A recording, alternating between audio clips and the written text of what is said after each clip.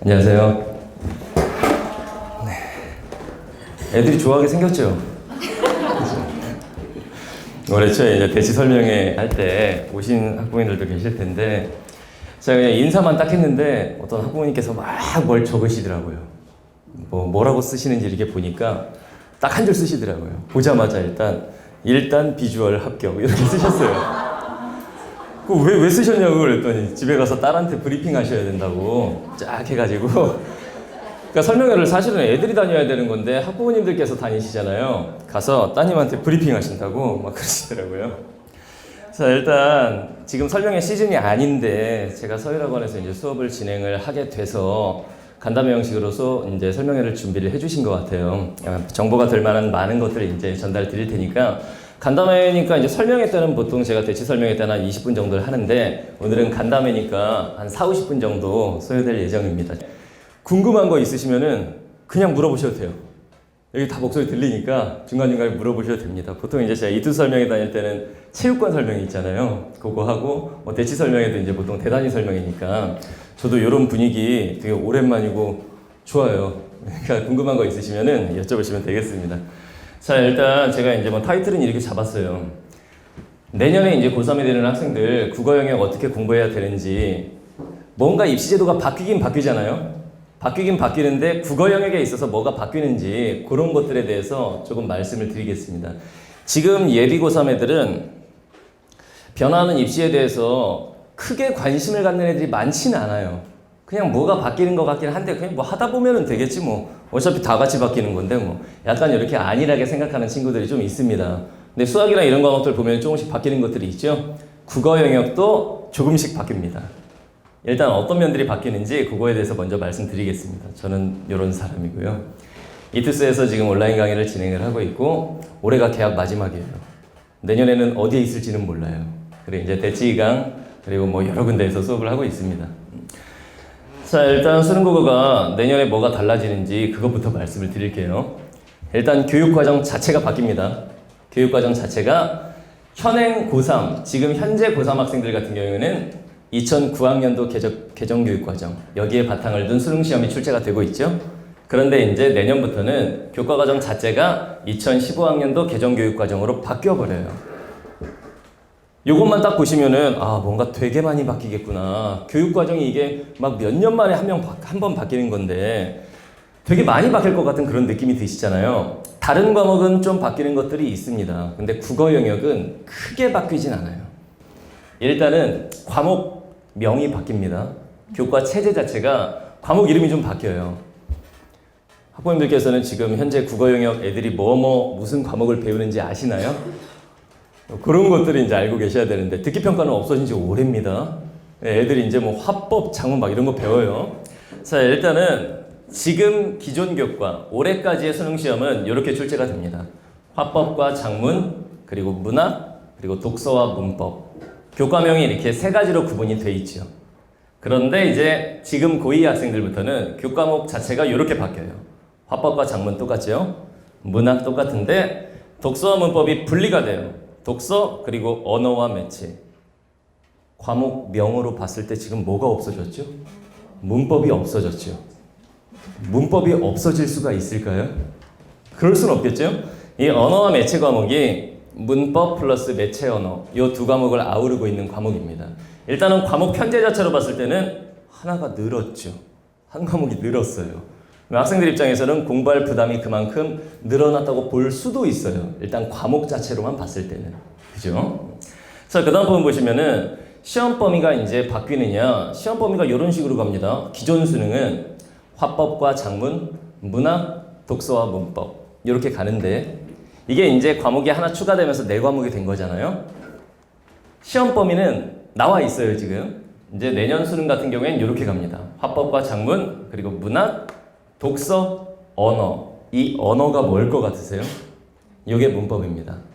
그러면은 언어와 매체라는 과목이 생겼는데 뭐가 빠진 거죠, 지금? 매체 언어가 빠졌어요. 매체 언어가 내년까지는 유예가 되면서 내년에는 매체 언어가 출제되지 않습니다, 수능에. 그러면 결과적으로 보면은 바뀐 게 없는 거죠. 문법이라는 과목이 과목 이름만 이제 언어로 바뀌었을 뿐 똑같습니다. 문항 개수 이런 것들도 다 똑같아요.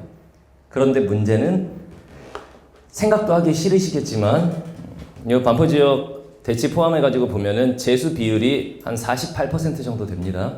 거의 절반에 육박하는 학생들이 재수를 하는데 2021년도 내년에 이제 수능을 보는 친구들은 재수를 하면 안 되죠.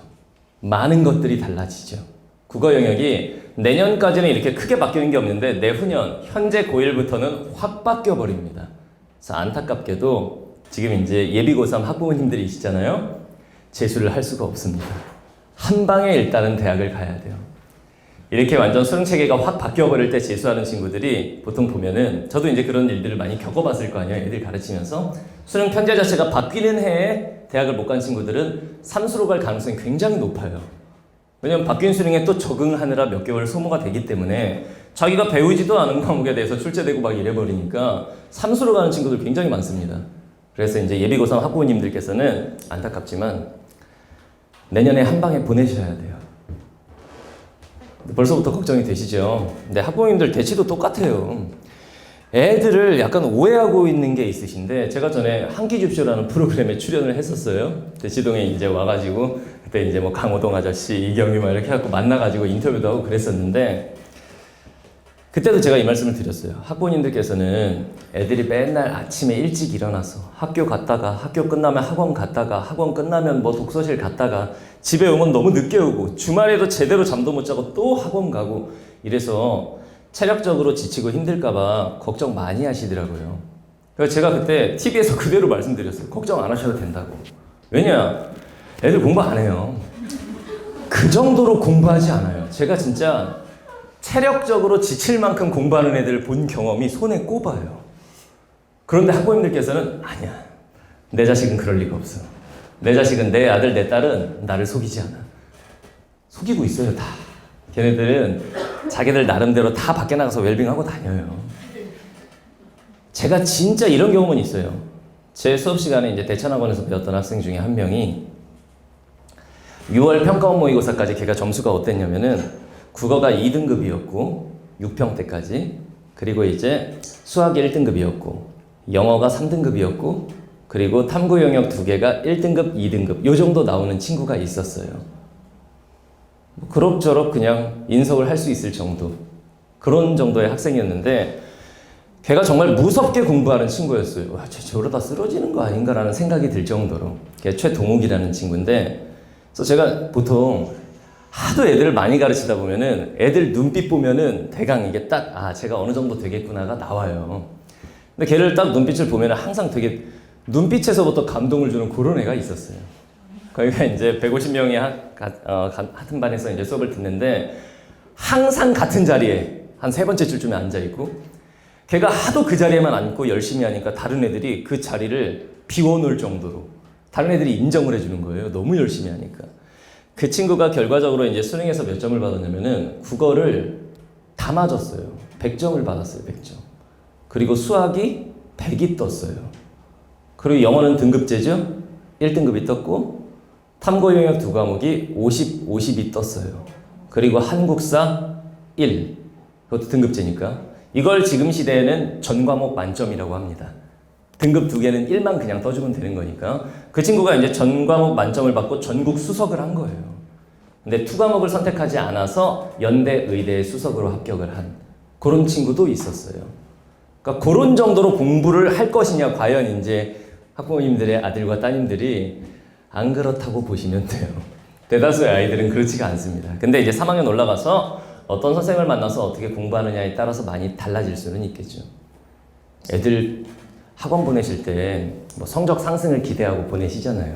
저도 이제 학교 교사 출신의 학원 강사인데 어떻게 하면 애들이 성적이 많이 오르게 해요? 학원을 보냈을 때.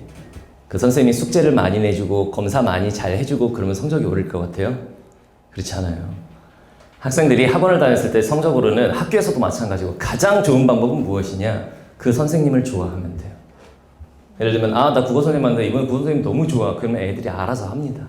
그냥 그 선생님한테 잘 보이기 위해서라도 숙제도 열심히 하고 수업 시간에도 계속 눈빛을 쏴요, 레이저를. 이런 친구들이 결과적으로는 잘 돼요. 그런 면에서 제 제자들은 저를 사랑하거든요. 제 제자들이 성적이 그럭저럭 많이 오르는 편입니다. 자, 결론이 뭐냐? 언어와 매체에서 언어만 출제되고 매체가 빠져버리기 때문에 결론은 이거예요. 바뀌는 건 없어요. 국어만 놓고 봤을 때는 내년 수능은 크게 바뀌는 게 없습니다. 수학이나 이런 데서 조금 변화가 있지 국어 영역은 크게 바뀌는 게 없습니다. 그러면 그동안 해온 대로 공부하면 되는 거 아닌가요? 맞는데 문제는 그동안 안 해왔기 때문에 1학년, 2학년 때는 거의 내신에 중점을 둔 국어학습을 해왔겠죠. 근데 학부모님들 잘 아시겠지만 수학 같은 과목은 배울 것들이 정해져 있습니다.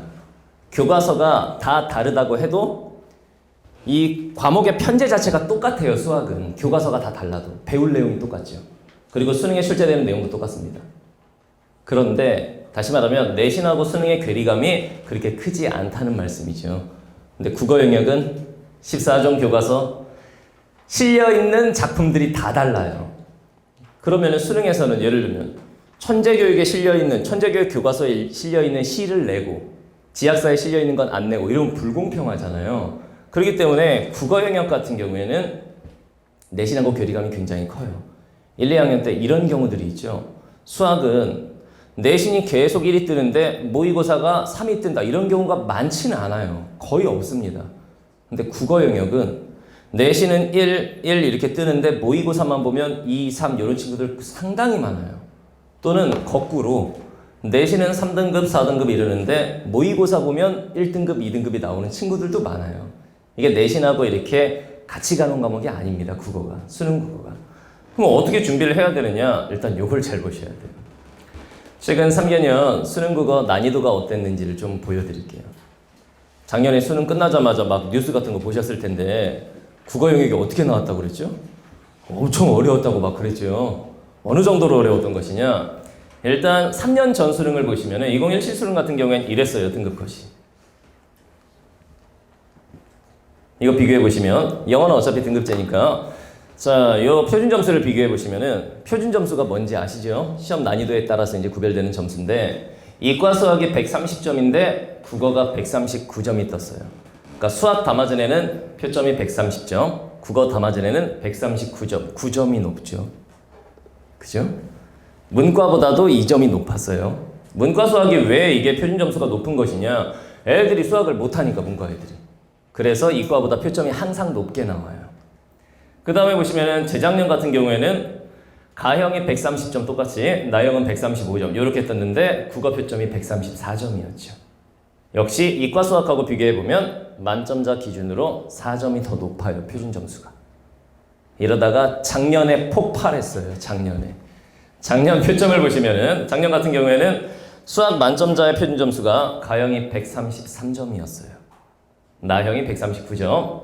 근데 작년 국어 만점자의 표준 점수가 150점이 떴죠. 이과 수학보다 만점자 기준으로 17점이 높아요. 다들 이제 수시 모집을 생각을 하시겠지만 수시에서 합격된 데는 보장이 없죠. 정시 모집으로 갔을 때는 수능의 절대적인 영향력을 이제 행사하잖아요. 그랬을 때 정시 모집에서 합격 불합격은 이 표점 1점에 좌우되는 경우가 상당히 많습니다. 그런데 만점자 기준으로 표점이 17점이 차이가 나죠. 쉽게 말하면 작년 같은 경우에 국어 잘 본 애들이 좋은 대학에 합격한 이런 경우들이 굉장히 많았어요. 저 뒤에서 제가 이제 제자가 보낸 카카오톡을 거기다 넣어놨는데 작년에 이제 수업을 들었던 종혁이라는 친구가 있었어요. 거기 넣어놨어요. 제가 저 뒤에다가. 그 친구가 저한테 수능 딱 보자마자 저한테 연락을 했어요.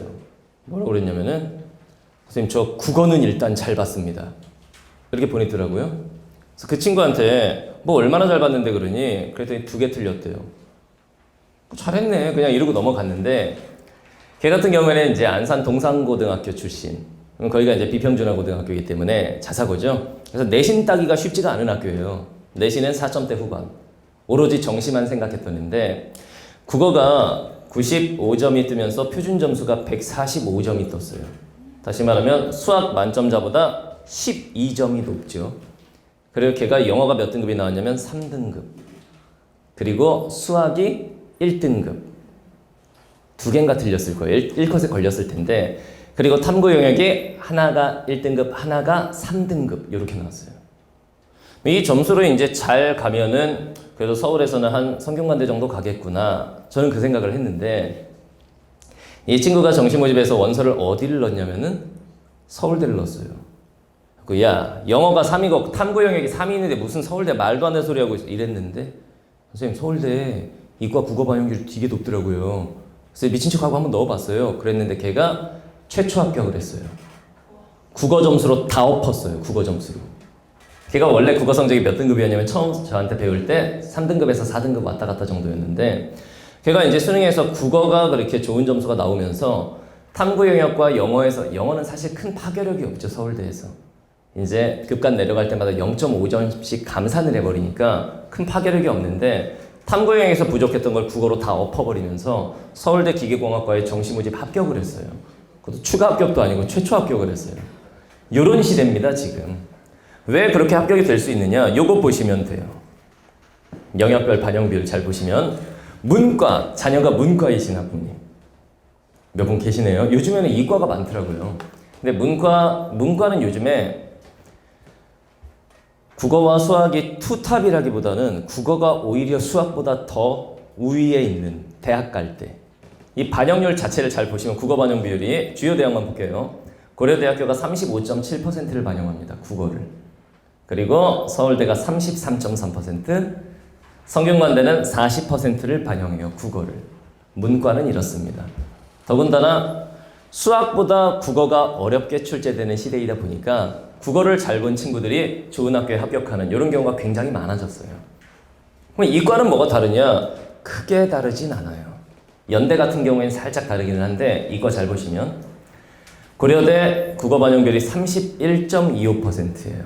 상당히 높죠.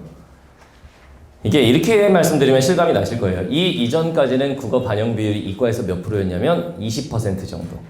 근데 10% 이상이 올라갔죠. 서울대 국어 반영 비율이 33.3%. 왜 이렇게 갈까요? 뭐의 영향이죠, 이게? 영어 절대평가의 영향이에요. 영어를 이런 식으로 감산 이렇게 가버리니까 어딘가에서는 변별력을 둬야 누구는 합격시키고 누구는 불합격을 시킬 거 아니에요.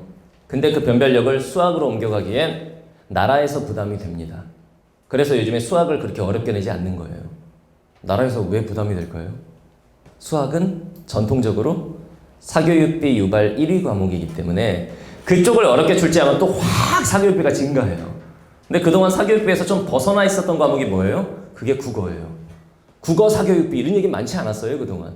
영어 사교육비, 수학 사교육비 이런 얘기들이 많았죠. 그래서 난이도나 이런 것들을 국어에서 높이기 시작한 거죠. 이게 다 그런 이유가 있는 겁니다. 그래서 대학들이 국어 반영비를 이렇게 올려버렸어요. 어려워진 시험이니까. 다른 대학들도 반영 비율이 국어가 많이 올라갔습니다.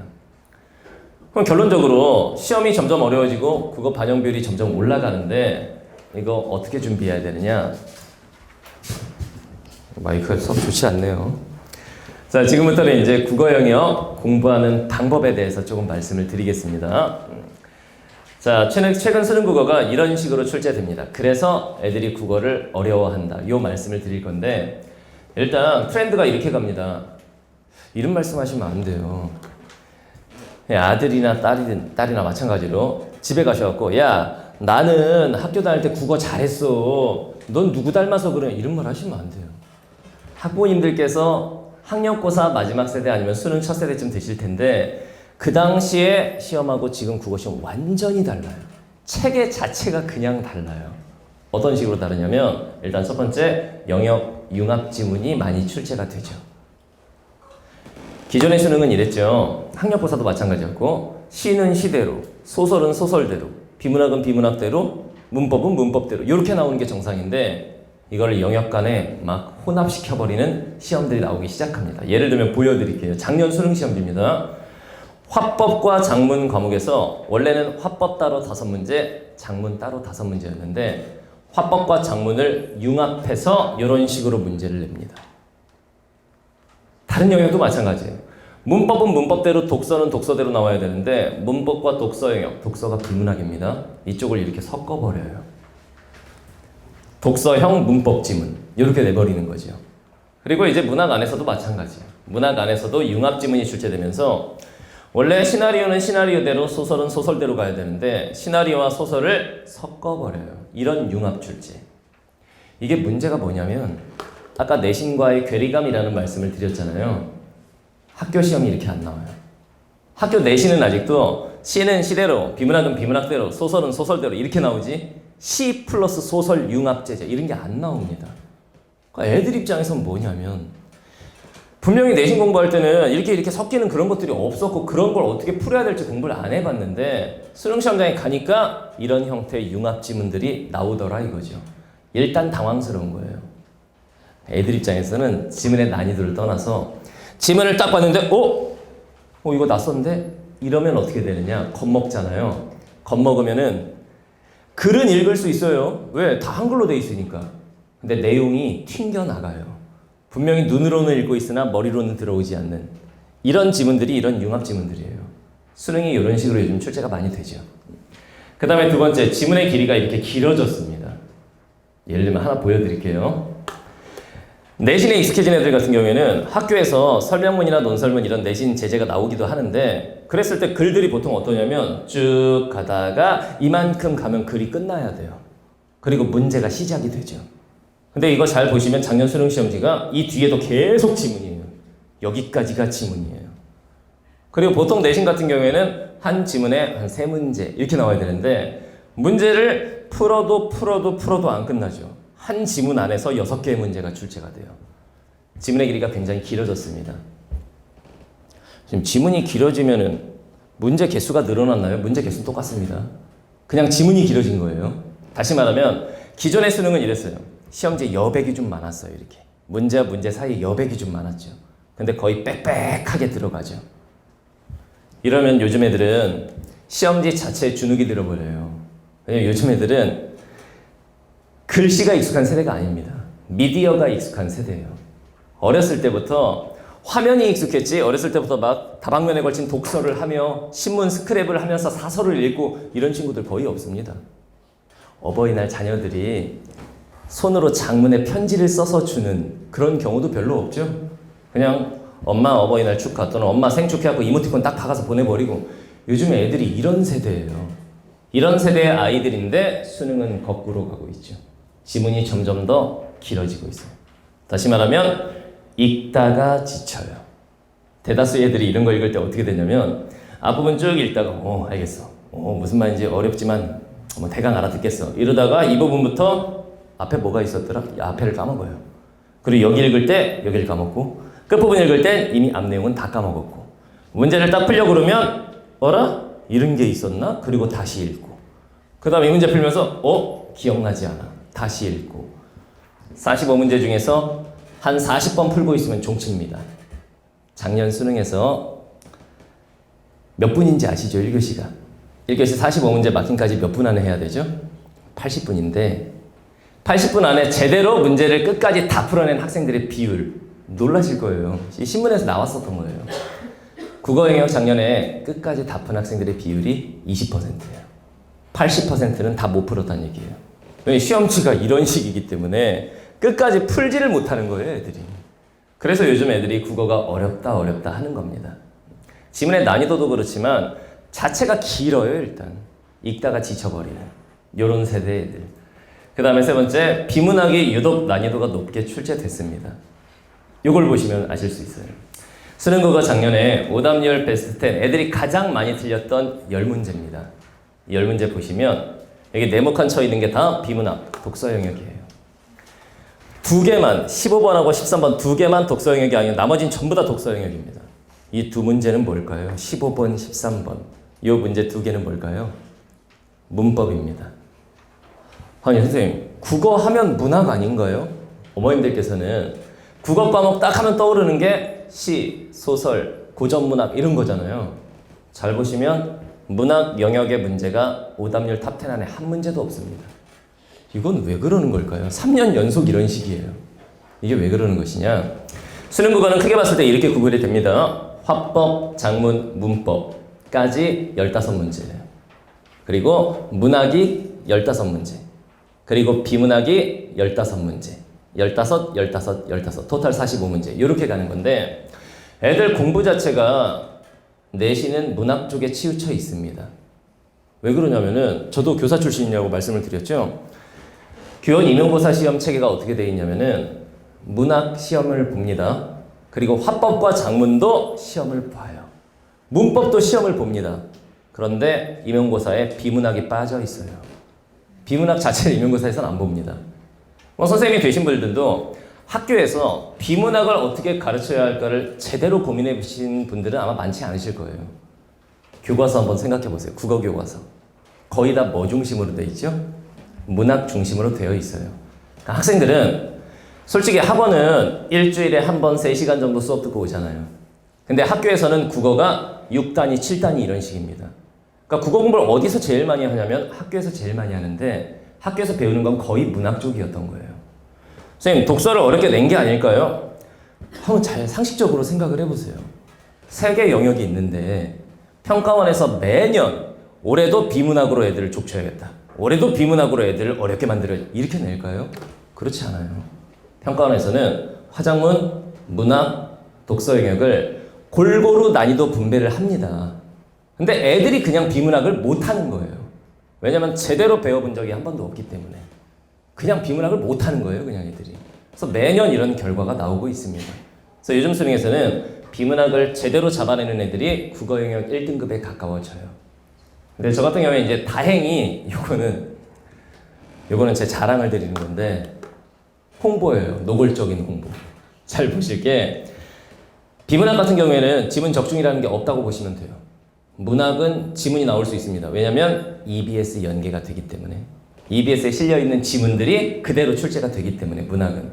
근데 비문학은 이 세상에 존재하는 모든 주제를 가지고 글을 쓸 수가 있어요.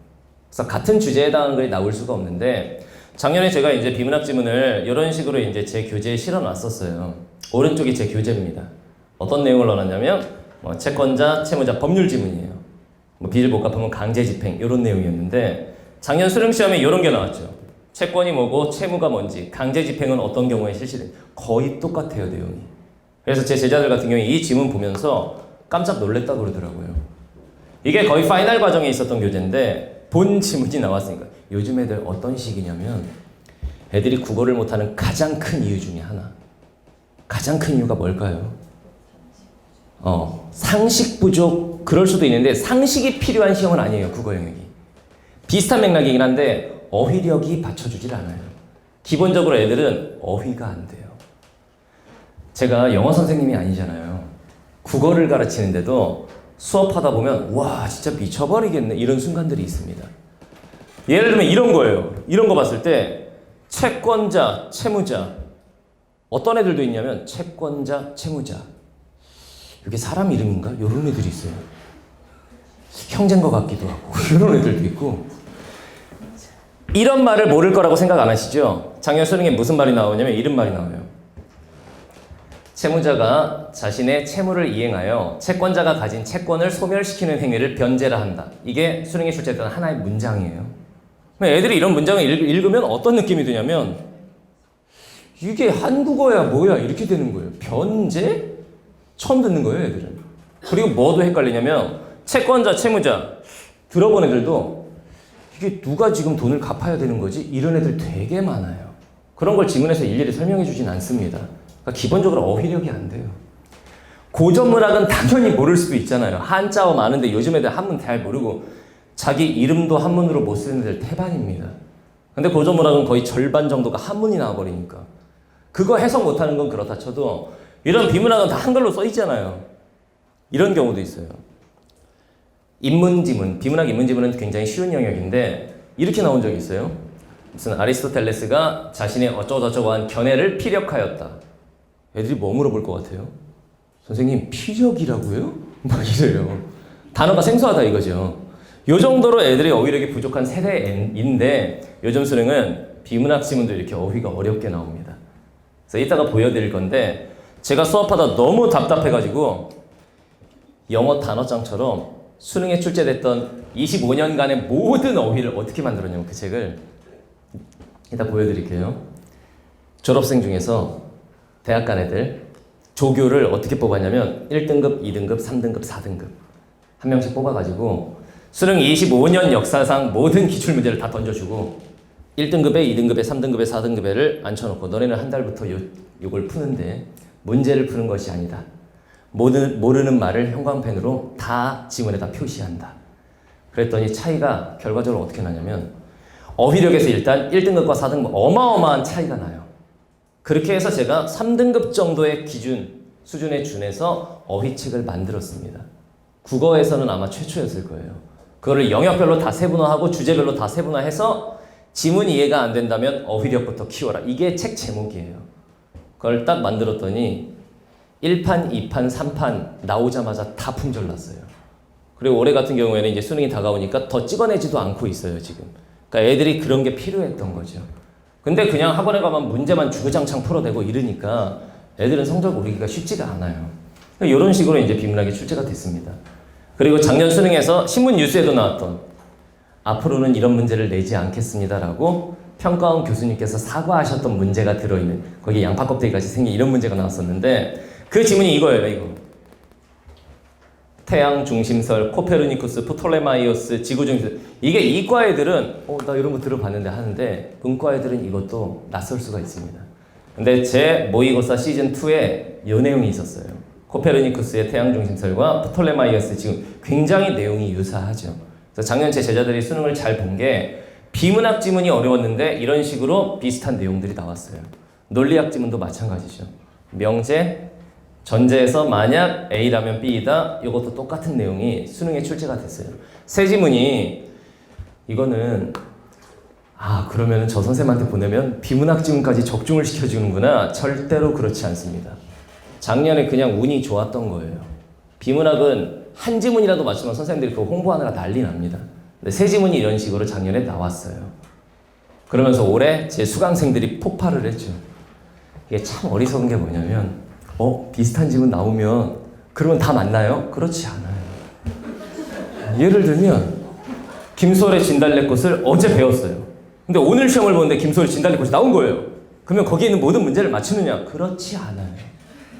근데 학부모님들은 이런데 소위 말하면 낚이시는 거죠. 저도 왜 설명회 자료에 이걸 넣어놨느냐? 낚으려고. 설명회에서 학부모님들 낚으려고 넣어놓은 거예요. 이게 홍보가 되기 때문에. 그런데 이게 나왔다고 해서 무조건 1등 나오고 이건 아니라는 걸 분명히 아셔야 돼요. 기본적인 독해력을 기르는 게 우선입니다. 그 다음에 이제 네 번째 EBS 같은 경우에는 EBS가 되게 종류가 많아요. 그런데 EBS 연계되는 건 딱 두 종류인 거죠. 수능 특강, 수능 완성. 그 중에서도 문학 쪽. 왜 그러냐면 애들이 잘못 알고 있는 게 이거예요. EBS는 선생님 문학만 하면 된대요. 문학이 연계되니까. 절대로 그렇지 않습니다. 화법, 작문, 문법 EBS 연계 70% 똑같이 들어가요. 비문학도 EBS 연계 들어갑니다. 문학도 연계 들어가고. 그런데 문제는 뭐냐면 문학은 원작을 훼손할 수가 없어요. 예를 들면 김소월의 진달래꽃이 EBS에 있어요. 그걸 수능에 낼 때 무슨 김소월의 할미꽃 이렇게 바꿔요? 못 바꿔요. 원작을 그대로 갈 수밖에 없기 때문에 애들 입장에서 나 이 작품 봤는데 이렇게 되는 건데 비문학은 요거 잘 들으셔야 돼요.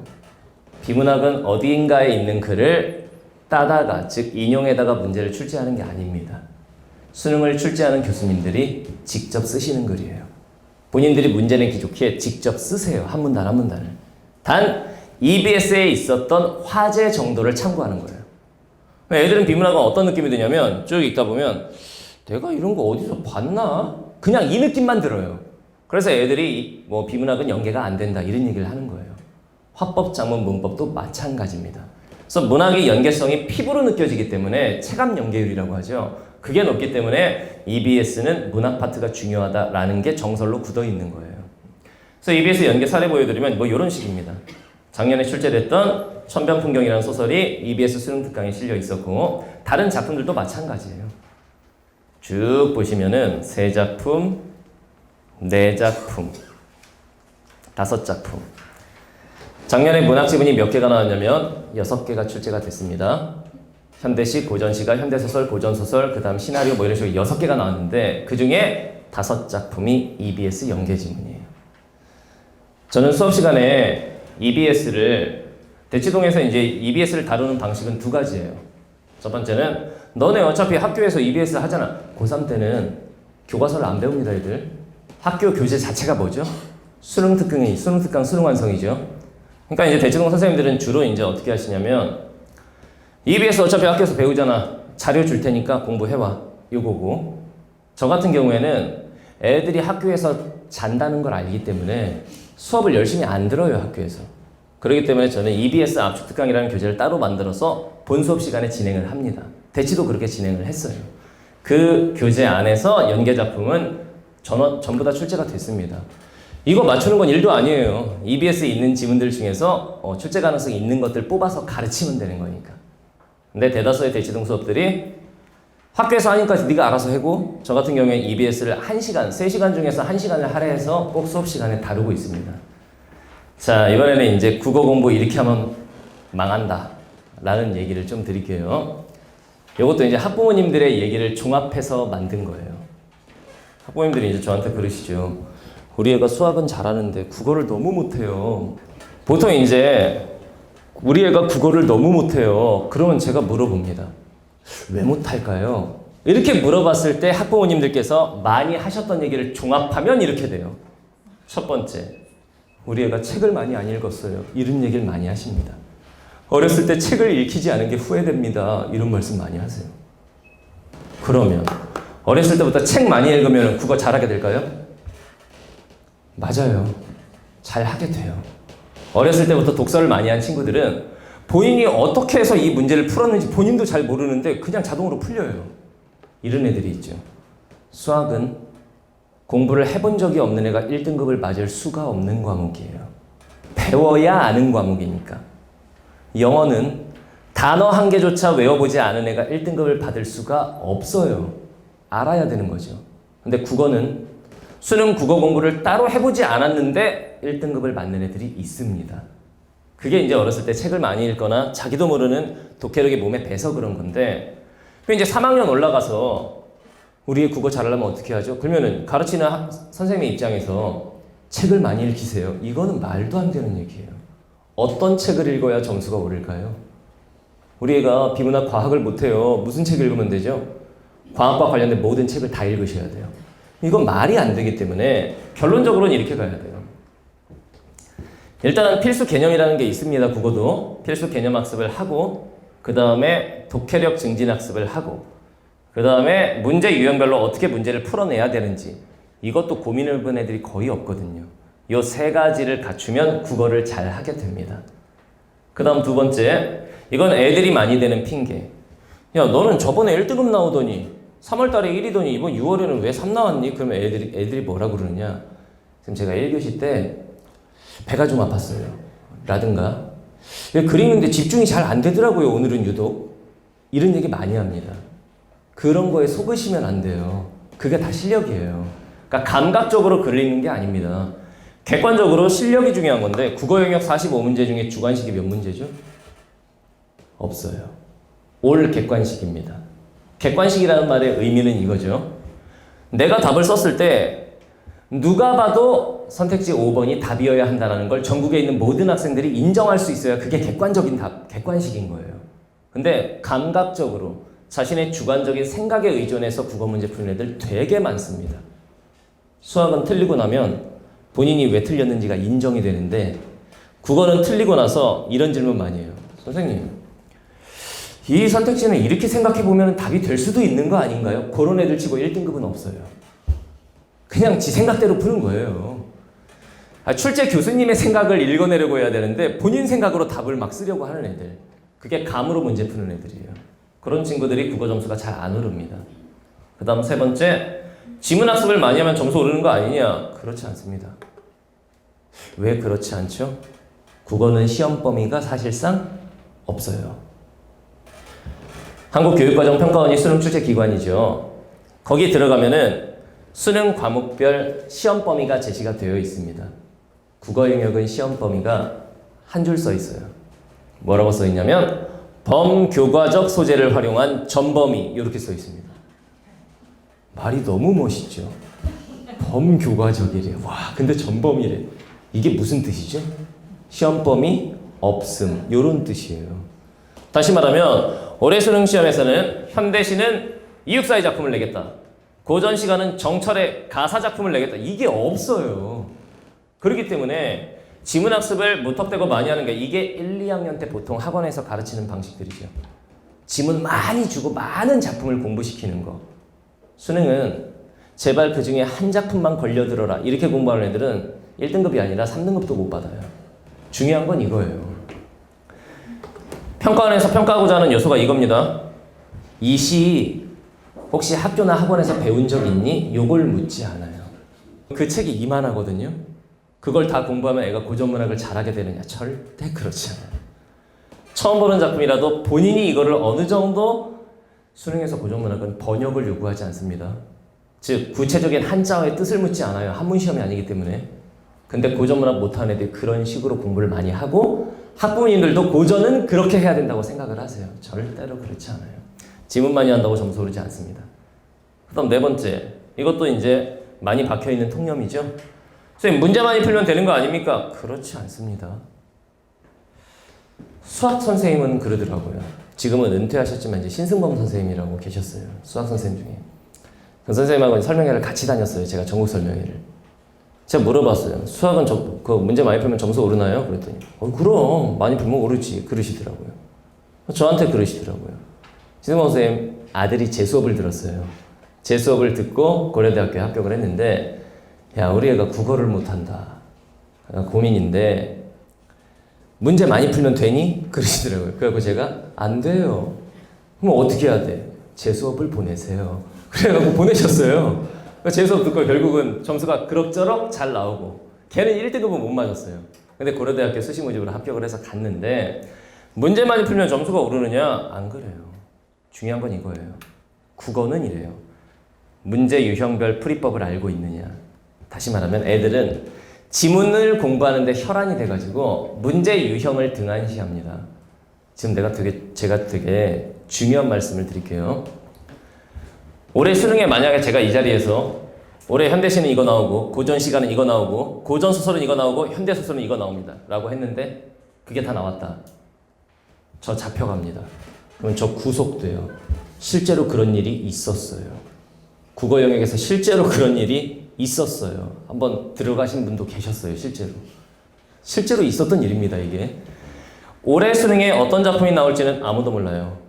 내년에 또 달라지고 내후년에 또 달라져요. 다시 말하면 일례로 올해 만약에 이 작품이 나왔다. 걔는 향후 5년 동안 수능이 안 나옵니다. 근데 애들은 기출문제라는 명목하에 그 작품을 계속 공부해요. 기출문제는 작품을 공부하는 게 아니라 문제를 공부해야 되는데 애들은 작품을 공부합니다.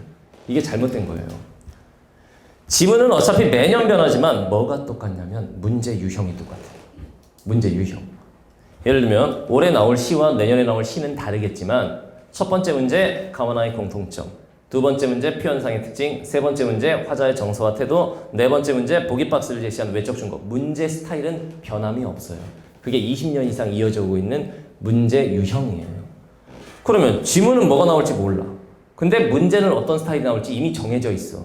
그러면 문제 유형별 풀이법에 대한 연구를 해야 되는데 얘네들은 이런 생각 안 합니다. 이런 게 중요하다는 생각 자체를 못 해요, 그냥. 근데 이런 것들도 좀 연구를 할 필요가 있습니다. 그러니까 제 제자들 같은 경우에는 이쪽으로 공부를 많이 시킵니다.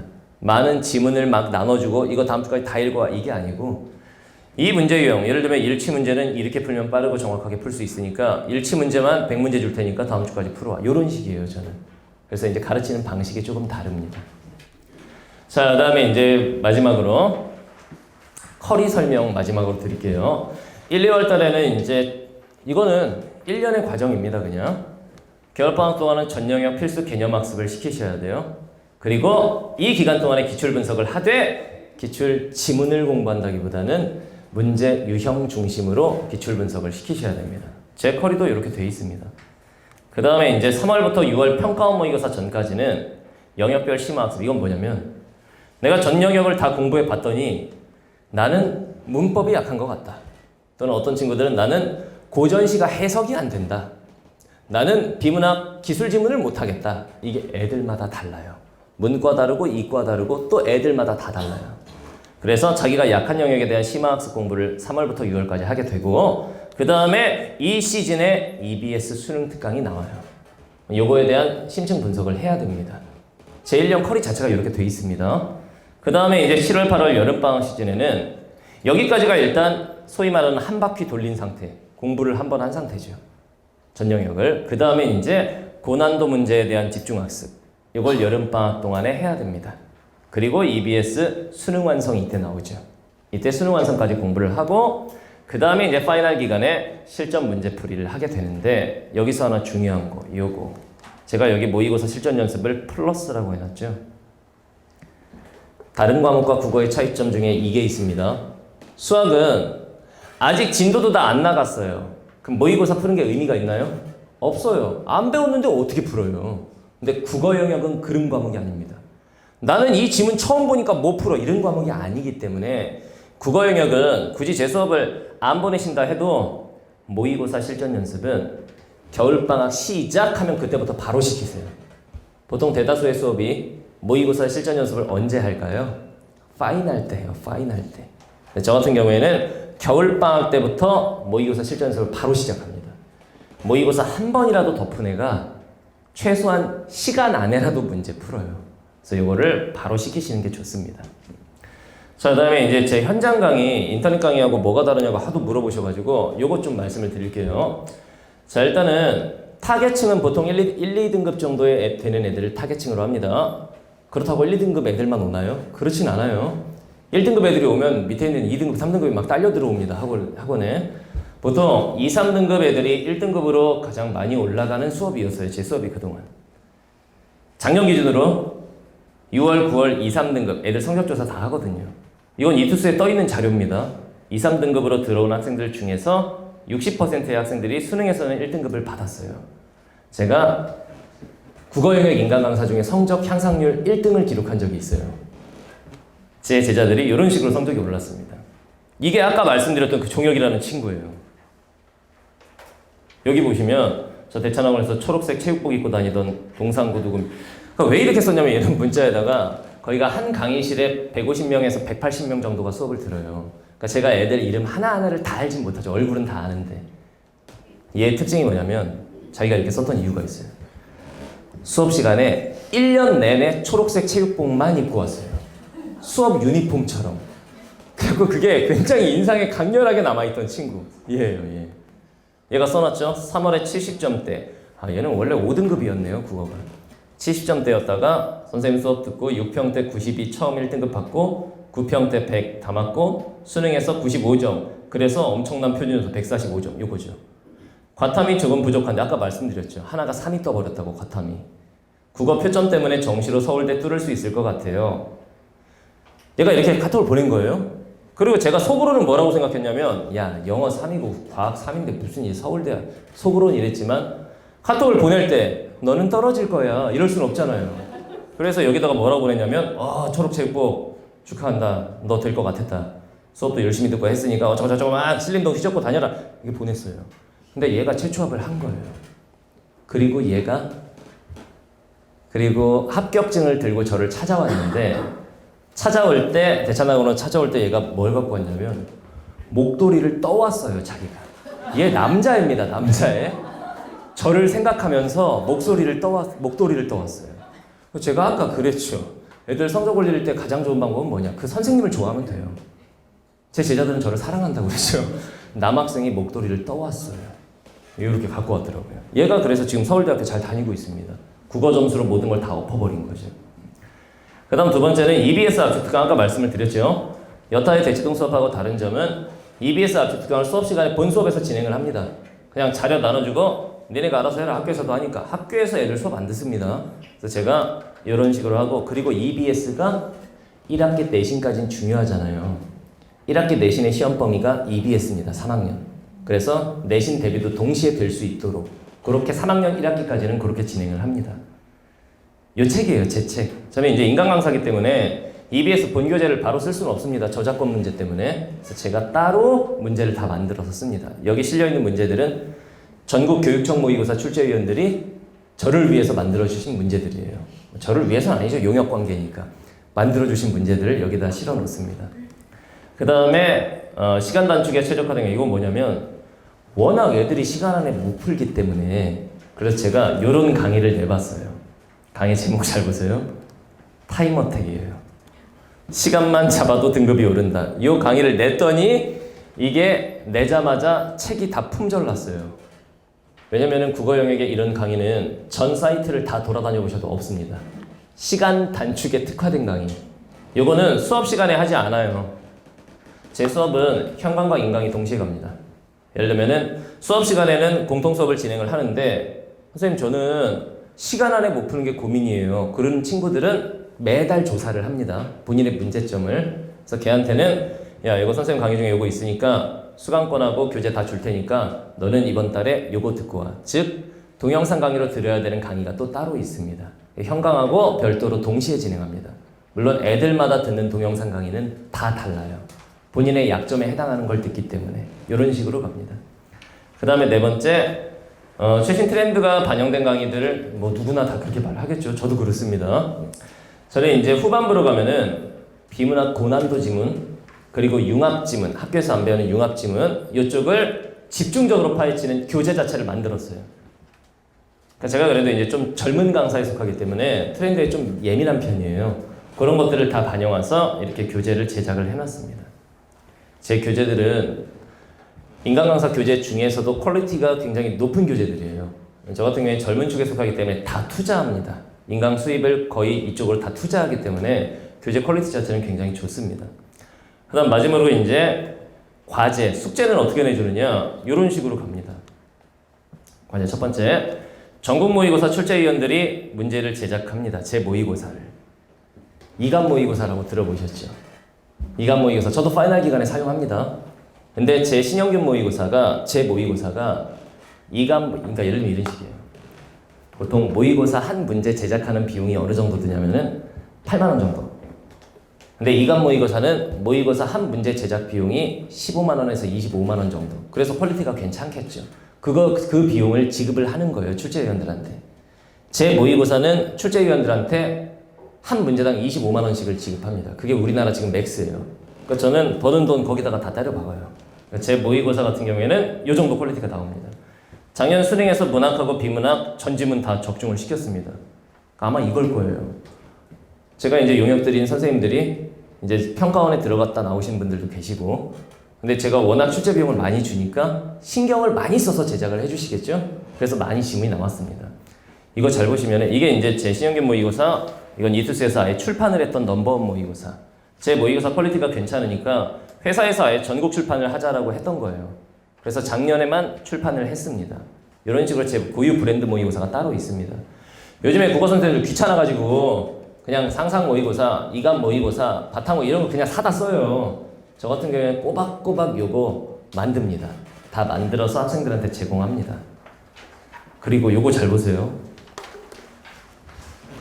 보통 이간 같은 거 이렇게 나눠드리면은 애들이 숙제 해왔는지 검사도 안 합니다. 저 같은 경우에 숙제를 이렇게 해와야 숙제했다고 문자를 보내드려요. 다 풀고 나서 이번 회차는 90점, 이건 숙제를 안 한 거예요. 지문에서 자기가 답의 근거 다 잡은 겁니다. 이거. 국어 영역 기본은 모든 문제의 답은 지문 속에 다 담겨 있다예요. 그걸 누가 빠르고 정확하게 찾아내느냐 싸움인데 그걸 다 잡아내게 합니다. 이거는 수업 시간에 배운 지문 분석법에 의해서 자기가 포스트잇 붙여서 지문 분석 정리한 거. 그리고 각 선택지 분석. 그리고 요거 잘 보시면은 이런 식으로 이제 해야 숙제를 했다라고 문자를 보내드리고, 이거를 잘 보셔야 돼요. 이거를 매 회차마다 제가 이걸 제공합니다. 이건 뭐냐면은 본인을 분석하는 보고서예요. 자아 성찰표인데 이게 예를 들면은 시즌 1 모의고사 3회였다. 1차 점수는 92점이고 2차는 2차 다시 풀게 합니다. 애들한테 2차 점수는 100점이 나왔다. 시간은 80분 중에서 64분 걸렸다. 이거 다 자기가 평가한 거예요. 그리고 영역별로 내가 몇 점을 받았는지 다 쓰고, 그 다음 밑에를 보시면 화법작문 이번 회차는 이랬다. 문법은 이랬고 문학은 이랬고 독서는 이랬다.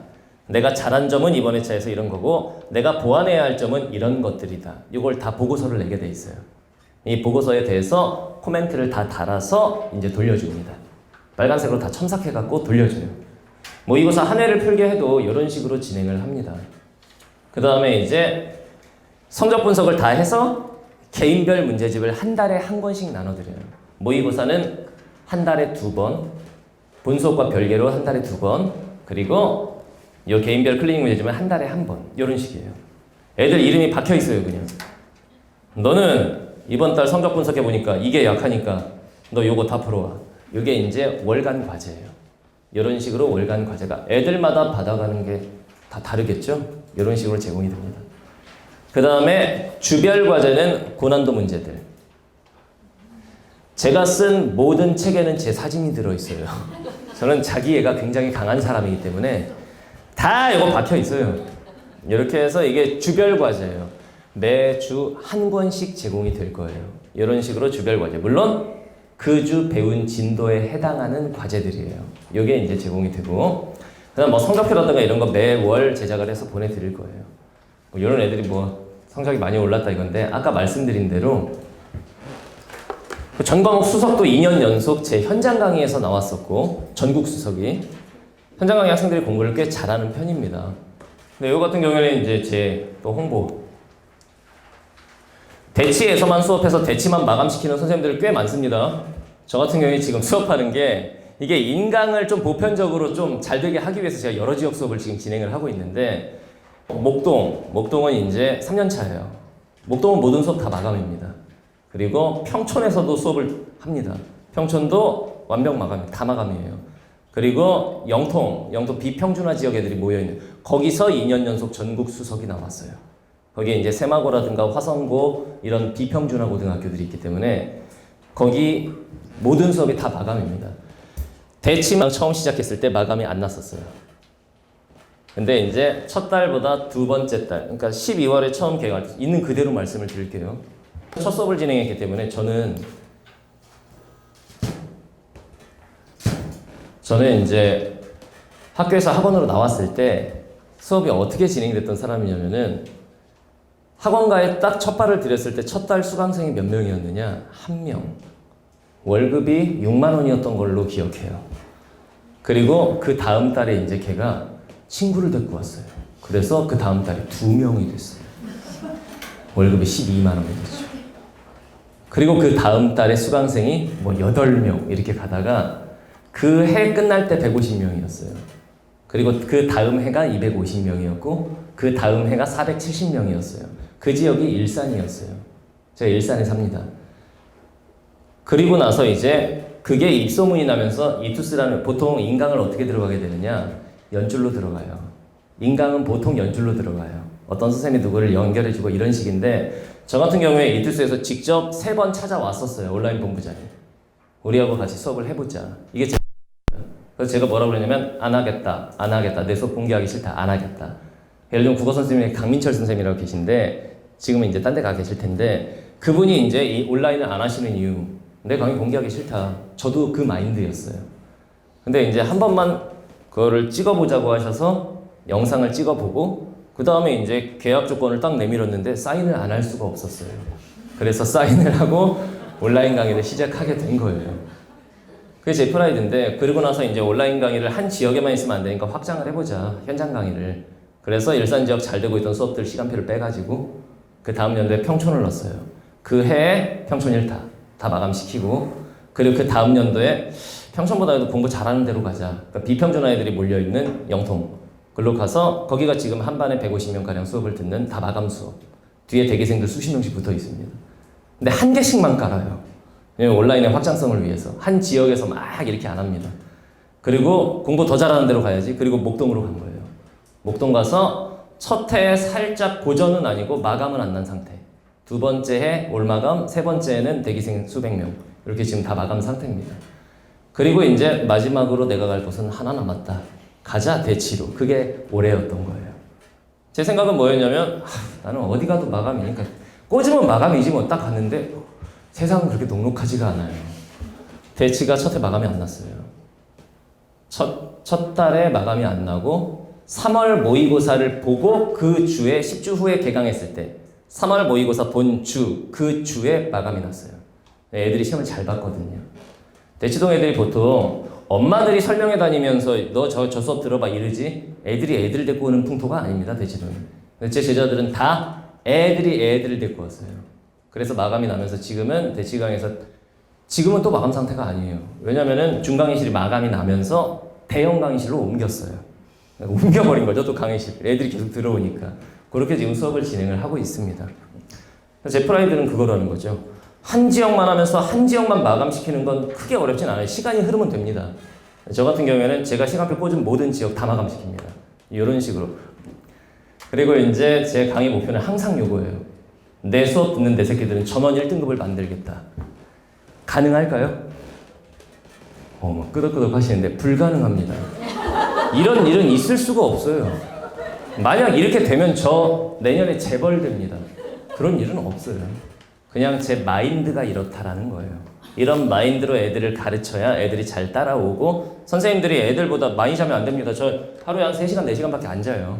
그만큼 노력하면서 열심히 하고 있습니다. 이제 겨울방학 시즌 되면 설명회 여기저기 많이 다니실 거예요. 대치강 설명회나 이런 데 오시면 또 저를 만나게 되실 텐데 대치동 학원 쇼핑이라고 그러죠. 설명회 많이 다니시는데 설명회가 공허한 설명회가 되면 안 되잖아요. 작년에 예진이라는 친구가 이제 서울대 합격자가 있는데 목동제자였어요. 예진이라는 친구가 국어 영역 걔는 96점 받았어요. 그리고 걔네 어머니한테 저한테 학원에 물어봐서 제 번호를 알아내셨더라고요. 저한테 전화를 하셨어요. 그러면서 선생님 너무 감사하다고. 예진이 그 딸이 엄마한테 너무 고맙다고 그랬대요. 왜냐면은 엄마가 설명회 왔다가 저한테 꽂히신 거예요. 낚이셔가지고 자기 딸을 억지로 제 수업에 밀어 넣었는데 근데 걔가 국어가 2등급이었는데 작년 그 어려운 수능에서 96점을 받은 거죠. 그래서 처음으로 애한테 진심으로 애가 엄마한테 정말 고맙다고 이런 얘기를 했대요. 다 엄마 덕분이라고. 그거는 제 덕분이죠. 엄마 덕분이 아니잖아요. 근데 엄마가 너무 기분이 좋아서 저한테 연락을 하셨어요. 선생님 덕분에 우리가 이렇게 봐서 서울대 합격했습니다. 감사합니다. 이렇게 연락 오셨더라고요. 최소한 설명회 이렇게 좀 허무하게 다니시지 않게 나중에 애한테 이제 그런 얘기 들을 수 있게 제가 열심히 가르치겠습니다. 감사합니다.